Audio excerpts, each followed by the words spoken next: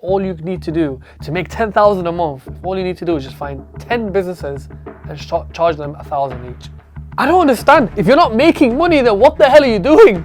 You can't just sit on a controller and just watch your player get leveled up and you're not leveling yourself up. It's ridiculous. You can go on ChatGPT now and say to ChatGPT, write me a 3-month plan to open a dessert place.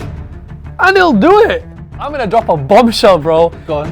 What advice would you give from that moment up till now? All the things you've learned, everything you've come across, all the clients, the different ups and downs. What kind of advice would you say to make that first step? Just forget all the rest, forget the success. What about the first move? What could you say? The first move is... Right guys, welcome back to another video. Today we're going to do a podcast. My last video was with this guy. We were in the car driving. It was a 10-20 minute video, but I thought, you know what, let's get a proper video doing, a proper podcast. Asad, how you doing? Good, Habibi. How are you? Okay? Alhamdulillah. This is Asad, also known as the Arabian guy. Arabian guy with how many followers, my friend? Just under 400,000. Wow, look at that. He's already flexing. He's got the glasses on. What are these glasses And the for? biceps are as well, you see that? Yeah, man. So I've bought Asad here today. Well, I'm in his house, just to let you know. So he's bought me. But we're going to talk about social media marketing, and this is what he does full-time. Full-time? Full-time since 2019, yep. Since 2019. And we're going to dive into that today. So, don't know what to say, Asad. Do you want to go tell us a bit about how you started, what made you start, Yeah. the motivation behind it? Yeah, well, long story short, I once went to Kenya. This was back end of 2018. And when I went to Kenya, just before then, I was part of a pyramid scheme called ACN. I know you'll laugh, and probably people will be watching. Yeah. And they told us you need to make money, and unfortunately, I was led to believe that when I graduate from university, that I'd have a lot of money. I graduated from university, I'd have nothing. And then 2018 happened, and then went to Kenya, and I've got family that are Kenyans, by the way. Okay. But yeah, we were in a restaurant one time with the rest of my Kenyan family. My mother was there. It was me and my mom that went there. Yeah. And we were eating, and then when it got down to the bill, bless my mom. My mom, obviously, I love her so much. She wanted me to look good in front of the rest of the Kenyan family. Oh. She, under the table, gave me her card. Yeah. So, because it was me, I was the only guy in the family, and it was like my cousins, and they're all females. Yeah. So it just to show, like, the man can pay kind of thing. I understand. So my mom passed me her card under the table. I grabbed it and I paid for it, just to kind of show, like, look. But that moment of time was a real, like, slap on the face, and it was like, Asad, fix up, find something, find a job, find a 9-to-5 or anything just to get money in your pockets. Yeah. So that was sort of my biggest motivator to get me out and look for a job. Found a job, worked in ASICS, Sports Direct, or ASICS, then worked in a 9-to-5 afterwards, full-time job. It was a recruitment marketing consultant. Yeah. While I was there, it was good, don't get me wrong, I was making about £1,500 a month, but it just wasn't for me. You'd wake up every day, 7 o'clock in the morning, get ready to go out, come back at 5:30, again and again and again and again, and you can't do it, bro. Yeah, no. And there is a picture I'll send you, pop it up on there. I will. Where I look absolutely depressed, and I was like, I need to find something. So Ty Lopez popped up. He popped up to you? No, on his as an ad. And to be honest with you, I used to follow him before because I was just interested in like social media world and whatnot. Right, okay. And then I thought, you know what, with the money that I've made, let me just invest in myself and buy into his course. His course, I think, was $150. And it just opened my mind a little bit, and it made me realize that if all you need to do to make 10,000 a month, if all you need to do is just find 10 businesses and charge them 1,000 each. Yeah. Or 20 businesses and charge them 500 each, for example. When you simplify like that, it just sounds so easy. And you've made 10,000 a month. And I was like, whoa. So I had about 4 or 5 clients, charged them a lot less because I didn't really have the skills. And then I was making somewhere between £4,000 to £5,000 a month, which was almost double or more than double. There you go, straight away. And that's it, yeah. So what was it about social media? So you said Ty Lopez popped up, but before that, was there anything social media vibes that you were doing? Just straight up like Ty Lopez, and that's when it started? To be honest with you, even back in school, I used to create like websites for fun, and I even created an event website. I swear to God, I used to connect nightclubs and the events that's happening in nightclubs onto this website. Right. It used to be called barkingnights.co.uk. No way. With the help of my IT technician, his name is Mr. Hardesty. I need to go and see you, bro, because he actually helped me out. he believed in me. So yeah, I liked the whole world of digital marketing, internet and stuff, but I didn't know how I could monetize and how much you can actually make once you've entered that world. Yeah, okay, that's sick, man. But for people watching, like normally in my channel, there's guys who watch me or guys who are trying to kind of make it out the so-called rat race themselves. Their struggles are basically what you just said about the 9 to 5 life, waking up 7 to 7, all that kind of stuff. What advice would you give from that moment up till now? All the things you've learned, everything you've come across, all the clients, the different ups and downs. What kind of advice would you say to make that first step? Just forget all the rest, forget the success. What about the first move? What could you say? The first move is self-belief. Yeah. I think it's definitely self-belief. I think if you actually cut all the bull crap out, and everyone that tells you otherwise, and having that self-belief will give you sort of that initial move to just start. That is the God honest truth. You got to be confident in yourself. Because granted, you'll be crap. You wouldn't know what the hell to do, what to say. I'll look like an idiot in front of the client. Who cares? It's my first time. That's the only way I learn. So once you got that bit of self-belief inside you, fuel that and just do it. Have you ever jumped off, I'm about to say jumped off a cliff, but have you ever jumped off like from a high, have you ever done something crazy? Yeah, I know what you're saying, Yeah. Now, be honest, that moment when you're on the ledge and then you're double thinking like, shall I jump, shall I not? It happens, doesn't it? Yeah. They say at that moment when you're over the ledge and your feet is just an inch away from falling, just do it. Don't think, just cut your mind off and just do it. And then that fall you'll come out afterwards and think, yo, how the hell did I do that? I swear, it's just that, but in a less smaller scale. Yeah, no, I understand. Yeah. So, leading on to that, what about like sacrifices you've had to make then? So I'm assuming because you've put all your time into this business, time into making it. You had a business partner as well who's your best mate from your age. Yeah. So you must have had like a lot of social time that's cut down. Oh, yeah. All that kind of stuff. And you must have been around different cities trying to get clients. Yeah. While your friends are still in Sheffield. Yeah. What you're getting up to. Yeah.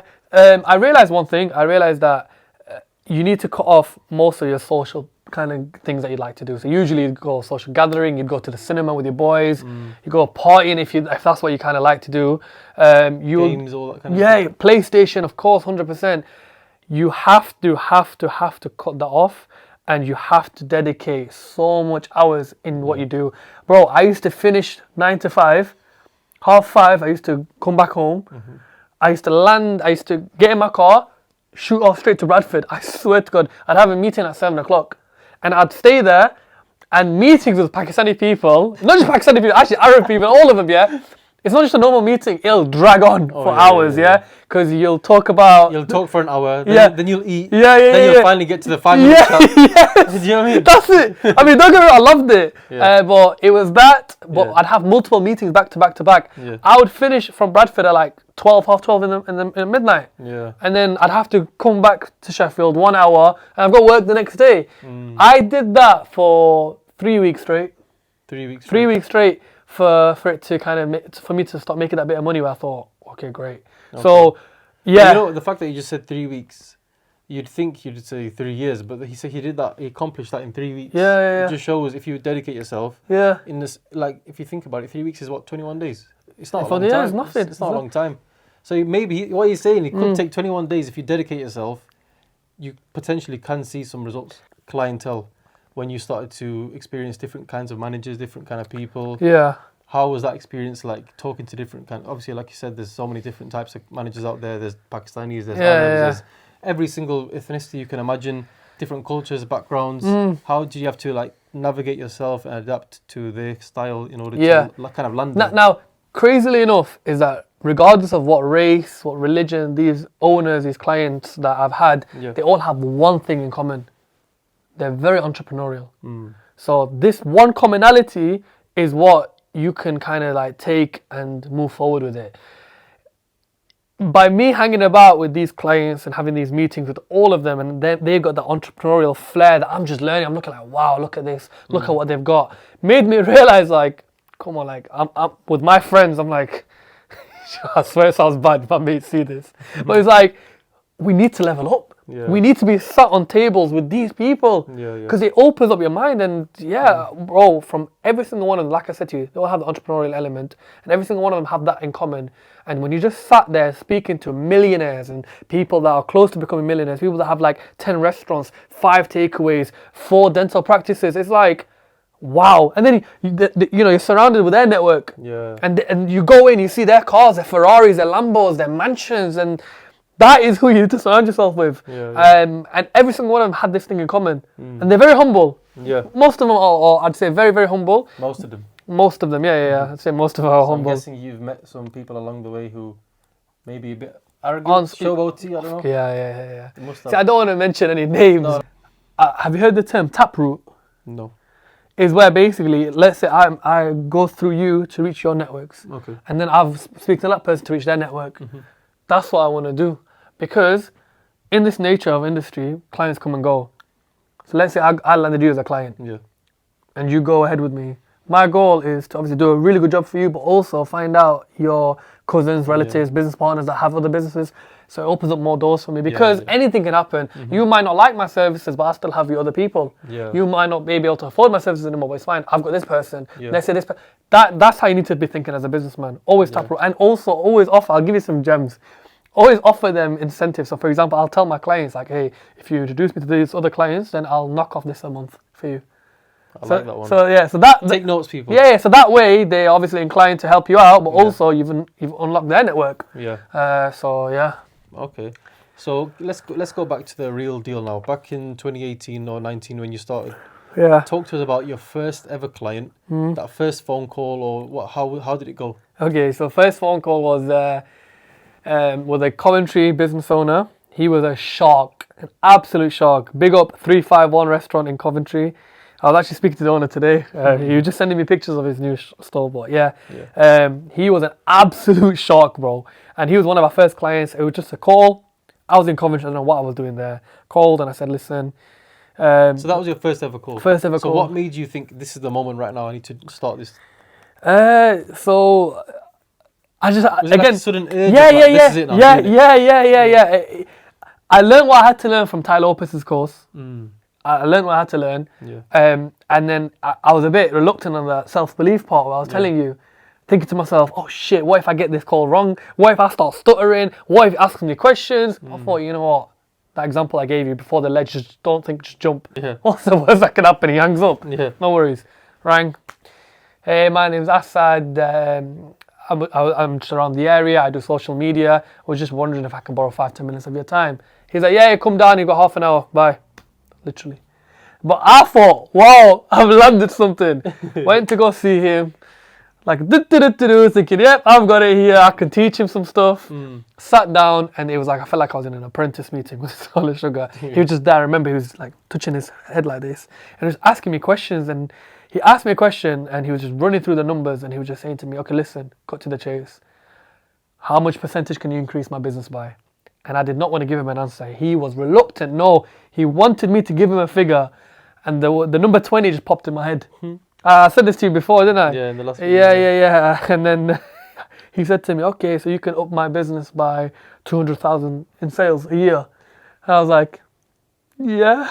Do you know what I mean? Like, yeah. But we didn't nowhere near up his business by 20%. But he admired the self-belief, the hustle that I did, and I tried my best, and he admired that. And as an entrepreneur, he loved that. And again, that's kind of like makes you think, yeah, shit, you can actually do this. Okay. So, yeah. That's sick. So that's your first client. Yeah. Am I right in thinking the time you got in getting your first client as opposed to your second was faster? Because you've kind of got the experience of landing one. Yeah. It's snowball. Yeah. It's like snowball. Yeah, what's good about it is that the work that you can do, you've generated some work, so you've got some evidence to show people. Exactly, so once you've showed that, like, okay, this is the work I've done for this, then your second one becomes easier, then the third one becomes easier. And then when you land a big client, you can then use that client and think, yo, guys, I work with this guy. Yeah. So, and they'll be like, okay, cool. So yeah, it gets easier until it reaches a level where, alhamdulillah, I don't really go out anymore. Yeah. They ring me, they message us, they call my business partner, they call one of the account managers, hey, I want to do work with Social Empire, can I speak to the owner? And I come along. But to get to that level, requires a lot of you being on it. 100%. Yeah. Okay, and at what point did you think, right, this business needs scaling now, we need to take it up a notch? And when did you introduce all the influencers and the ads and the cameras and all this kind of stuff? Yeah, so in the first 6 months of doing this properly, or finishing work and going, I was making 4 to 5 grand a month. Not bad. Yeah, so 4 to 5 grand a month I was making. And I was scared about getting comfortable. And luckily, and I say luckily, and I shouldn't do, but when COVID happened, it was like a blessing in disguise. Right. And then I started getting more clients on board. And then I thought to myself, okay, great, now that I've got X amount of clients and I'm making this, I can't get complacent. Yeah. What can I do to enhance my services? Can I start introducing influencer marketing? TikTok was an upcoming thing as well. It was a fresh, no business was on it back then. No. Bro, I swear, and you can fact check me, and I'll be very surprised if I'm wrong. I'm 99% sure when I say this. We were the first ever people in the UK to do TikTok for businesses. Really? Guaranteed. Bro, 100%. 100%. So once we got into that, we added that as a service. Bearing in mind that we used to tell clients, hey, we do TikToks as well. And they'd be like, TikTok, that Indian app. Forget that. No, I'm not joking. I swear, that's because it was looked down upon TikTok. But I thought, you know what's the worst that can happen? Let's just keep it on. And that's when made me realize that, look, we need to keep enhancing. And luckily, we kept TikTok as our service, and look at where it is now. So, That's it. TikTok is like probably the biggest social media going like easily. Some clients come to me, they don't want anything else. They just said, do TikToks. That's it. Crazy, innit? You know what? We've had this conversation, but we've not really spoke about your niche. So you're in the food industry. Yeah, about 90% of my clients are within the food and beverage industry. Yeah. And what made you choose that? Is it because of it's just readily available? There's food everywhere. It's just massively growing all the time. Yeah. It's just a no-brainer kind of thing. Yeah. So 2 things, as you said.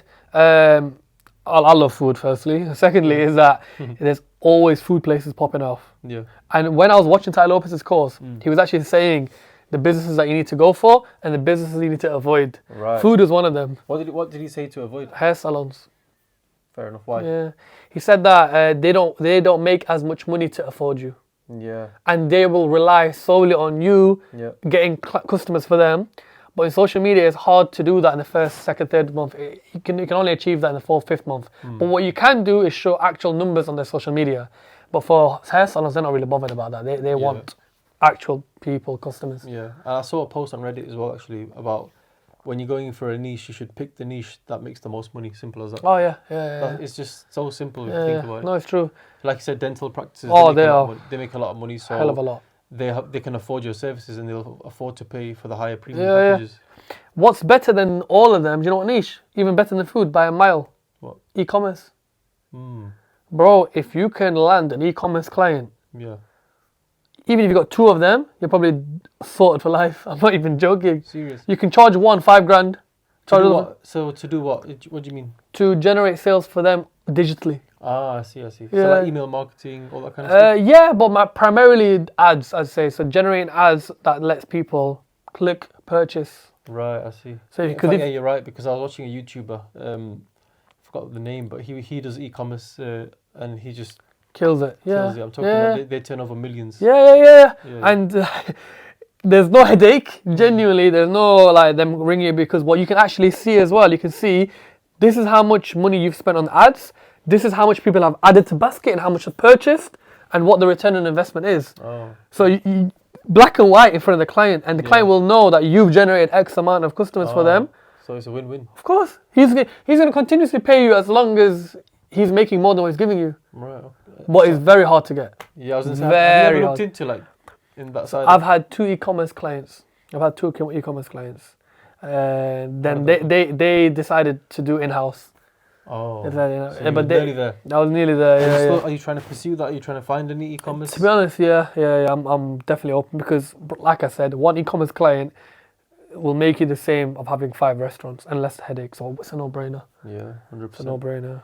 So, talk to us about your restaurants. Okay. How did that get into it? How did that happen, basically? All from social media marketing, bro. Wallah, all from Social Empire. I say this to my business partner. I say, you know what? Never forget. social empire is what got us to having all these these restaurants and these dessert places. I was doing social media for Treasure Chai, and I said, "Oh, so you was doing it for them?" Yeah. Wow. And then we suggested to them. We said, "Look, would you ever consider opening in Sheffield?"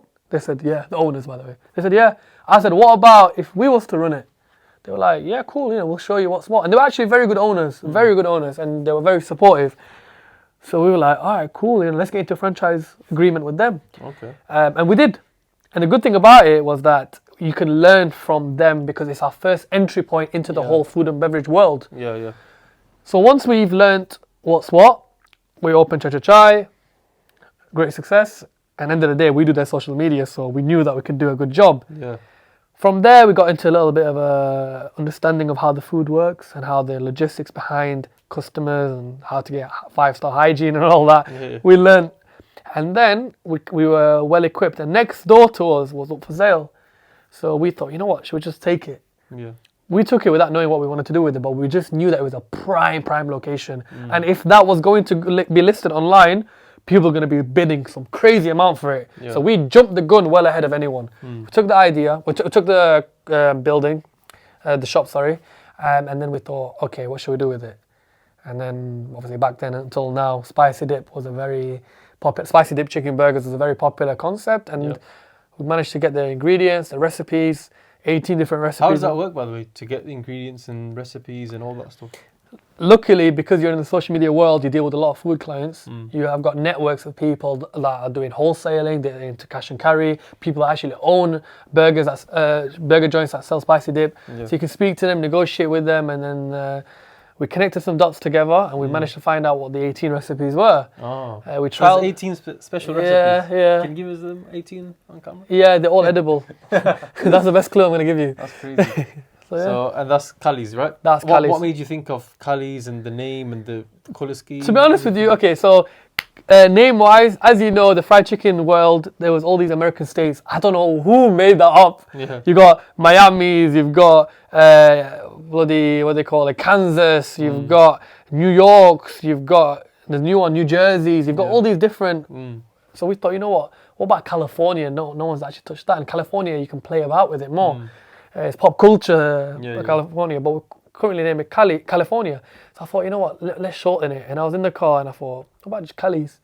And then it's a play on words, where's the Cali pack? For you young audience, you don't want to know what that is anyway. But yeah, and then we just thought, let's call it Cali's. And then colour theme wise, we initially thought should go for red, but red is similar to other places. Yeah. So we thought, what colour is nice and bright, but it's very, very unique, that when people look at pink, they assume Archie's. Yeah. People look at yellow, Mr. T's.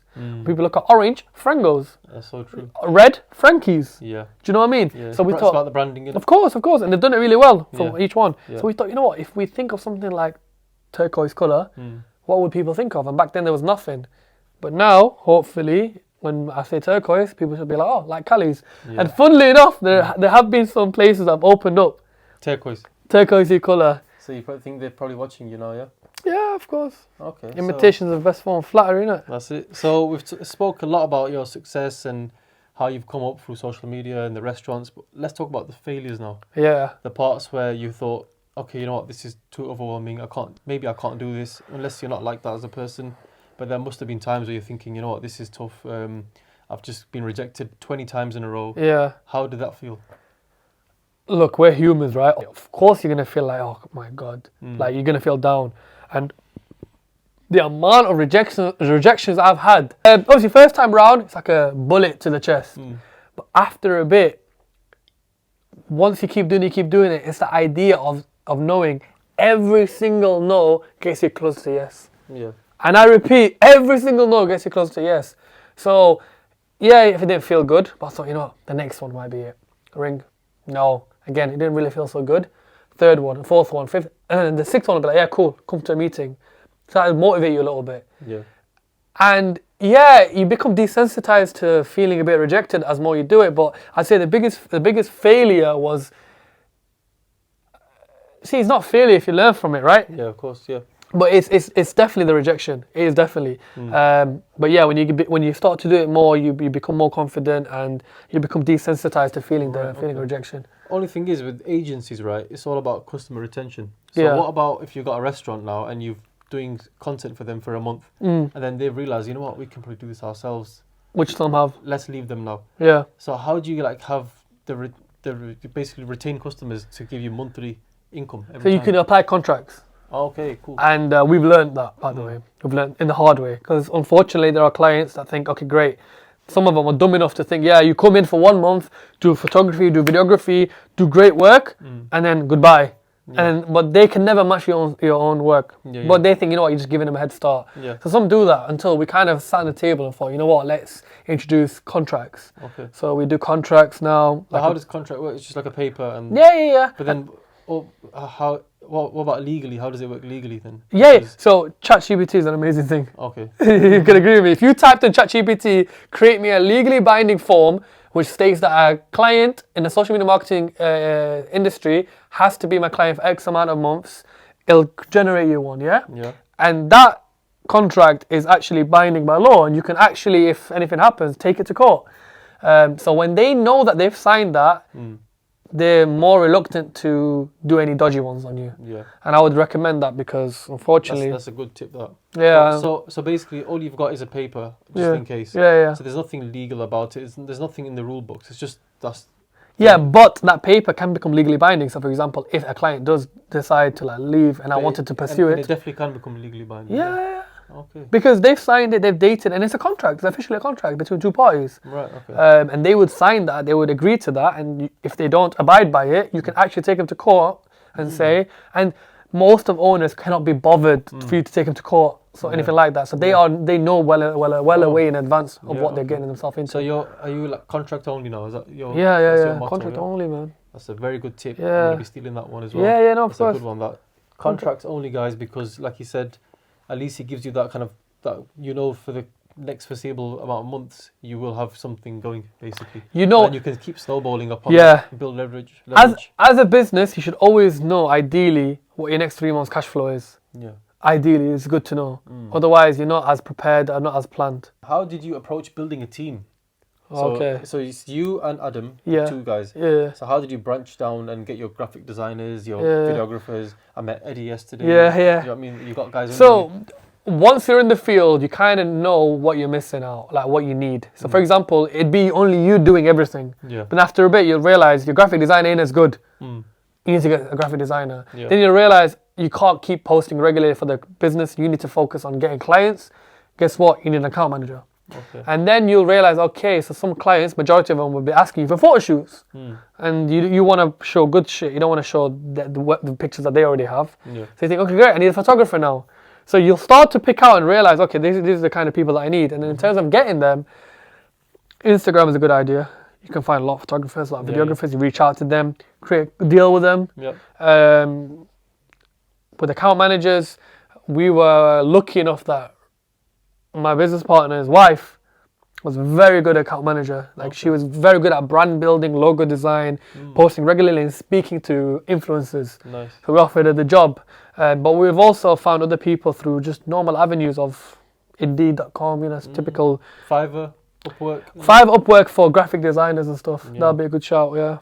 Okay, and I'm assuming, so once you've got a team under you, and now you're managing them, you're paying them, of course. Yeah. So now the monthly retainer you're getting from restaurants is going less because you're paying guys more, but it's working in your favor because you're doing good work. Of course. Yeah, because don't forget, you're right, by the way, because this is the thing. Where businesses fail is, as you said, the retainer gets less because you're spending on your team. Yeah. So you can start, the whole point of doing that is because you can ease off a little bit and not run around like a headless chicken. Yeah. But here's the thing though, it doesn't mean you just chill and relaxing. Okay, great, I'll just manage them now and again. That time off is where you focus on getting more clients. So many people are using TikTok, so many people are using Instagram. Yeah. So many people want to do things inside it, but they feel like AI is going to take over. What's your message to those guys? Do you think AI is going to take over, by the way? Take over in general? In general, yeah. Yeah, no. AI is going to take over, but it doesn't mean that like there needs to be something behind the AI to program them, to check them. Yeah. You can be ahead of the curve. You can use AI to your advantage. You can go on ChatGPT now and say to ChatGPT, write me a 3-month plan to open a dessert place. And it'll do it. Yeah, it'll actually do it. And you can even write in more detail, please. And it'll do it. So there's using AI to make you money. So why wouldn't you? Do you use AI for your business? Oh, yeah. Is ChatGPT the only one you use, or is there any other Yeah, ones? currently, ChatGPT is the only one that I use, as well as there's Canva has their own AI, which can create pictures and it does. Yeah, you're right. create like different motion design pictures and stuff.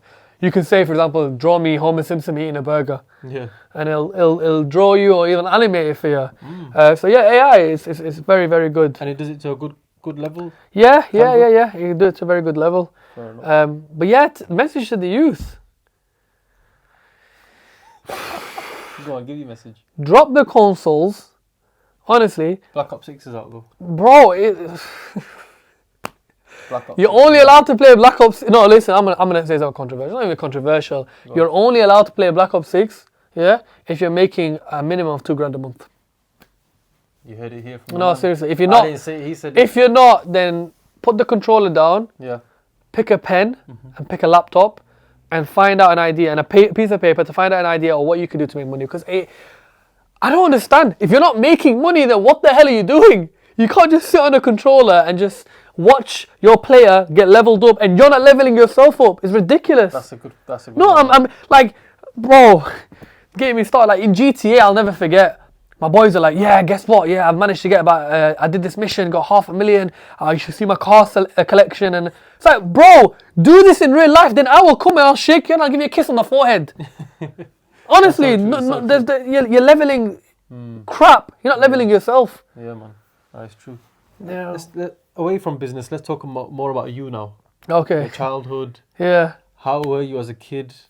Like, in fact, you got a funny story about a certain CBBC show. Yeah. I don't know if you guys have seen it, but this guy has been on Escape from Scorpion Island. Bro, do you know what? I don't think these youngers will know. Mate, it'll be our generation. I can't believe, you know when you first told me that? Yeah. I was just so surprised, 'cause I used to watch that properly. Yeah, I used to love it. Yeah. And there must have been a series where I'm watching you, not knowing. No, that we're going to be in a crazy. podcast together. That is so funny, man. Yeah, with you deep. Yeah, bro. What can I say, man? I was a 12-year-old kid. I used to watch Scorpion Island Series 1.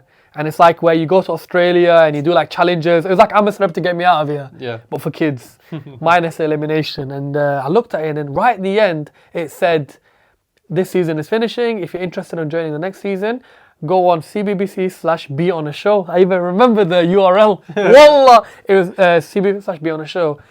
And I went on my computer at home and I had to print like this 12-page application form.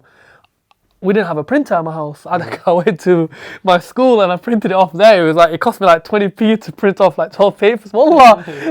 And then I took that piece of paper and with the help of my sisters, wrote an application form, sent it through. I get a call saying, oh, look, we want to take... How long was it till the call? Wallah, I can't remember. I'll be honest with you. This was almost 12 years ago, bro. I can't remember. And then after that, had the call. They had like a call interview just to see how I was like. They liked my personality. I mean, of course, what's not to love? And then after that, they said to me, look, we want to invite you to come down with other contestants in a place called PGL in London, where it's like you do activities with other children just to see how you are. And from there, it was like a good 60 people. You'll be out of 60 people, and from there we'll choose if you'll be making it to the final 12. So I went to... They choose 1 out of 60? No, 12 out of 60. 12 out of 60. The ratio. Yeah. So I went there and there was 60 of us. And we stayed for the weekend and they were examining how we are, how we came across. So we had challenges as well and they wanted to see our personality. Again, they liked us. So from there they chose 12. Sorry, I'm lying. They chose 20. Okay. So they still needed to take 8 out. Yeah. We had a final psychology interview. What? It was a psychology. At the age of 12. Yeah, at the age of 12, and I'll never forget. The psychologist was a female. She rings me. She's talking to me. She's like, "Oh, so I heard you got a lot of sisters." I was like, "Yeah." She said, "So how old are they?" And then I said to her, bro, I was 12. Yeah, I said to her, "It's rude to ask a lady how old she is. So I don't really ask my sisters. she started cracking up on the phone. No way. Wallah, she started cracking up on the phone. And when she started cracking up, I was like, yeah, I know I'm in, yeah. She was like, you know what? For a 12-year-old to say that, I respect that. Because I'm a female as well, and I believe in that. I was like, yeah. And then from there, they called me up. They said, look, congratulations, you've made it to the final 12. You're flying to Australia. That is mad. Yeah, and bro, camera set was like full on production. I met Anton Deck, bro. Oh, guess what? We thought I'm a celebrity, get me out where it happens. I'm gonna drop a bombshell, bro. Go on. You know in Amsterdam to get me out of here where they pretend to sleep? Yeah. They don't sleep on there. When the lights go off, they take him to little huts where it's nice, air conditioned and everything. No way. Bro, wallah, I'm telling you, it's not true. They don't sleep in them tents. I don't know if they changed it now, but they do not sleep. But how come when we see I'm a Celeb, you see like the night footage and they're like... It's fake. So what they do, bro, I'm not joking, because they did it with us. They'll say, sleep in that tent and we'll just put some spiders on you and you get like worried, okay? Bro, I'm not joking. Because end of the day, it's an entertainment business. You lay down and then they'll put like a spider on you. They'll make it really dark. They put the night vision camera just to add that little bit of suspense. Bro, they told me, imagine, this is how messed up it is. They said, we want you and this girl to pretend like you like each other. Wallah, I mean, till this day on Wikipedia it says Asad and Imani liked each other. No, we didn't. But we had to pretend like we did because I was in one team, she was in another team, and we were going to compete with each other. So they wanted to see whether... That's kind of weird. They're making 12-year-olds like... Bro! That's weird, because they wanted to see whether... Like, they wanted to have this storyline with... Would love prevail if she was on one team, other team? Like, will they compete with each other or will love prevail? I swear to God, bro. That is so... I'm just a kid. I was like, yeah, alright, cool. So a lot of what you see is actually fake.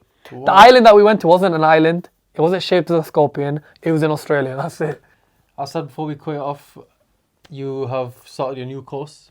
Yes. Social media course. Yes. This is for all the people aspiring to basically replicate what you've done is by creating a well-established social media marketing agency. Yeah. I'm on my own journey, as you know. Yeah. I've learned a lot from you.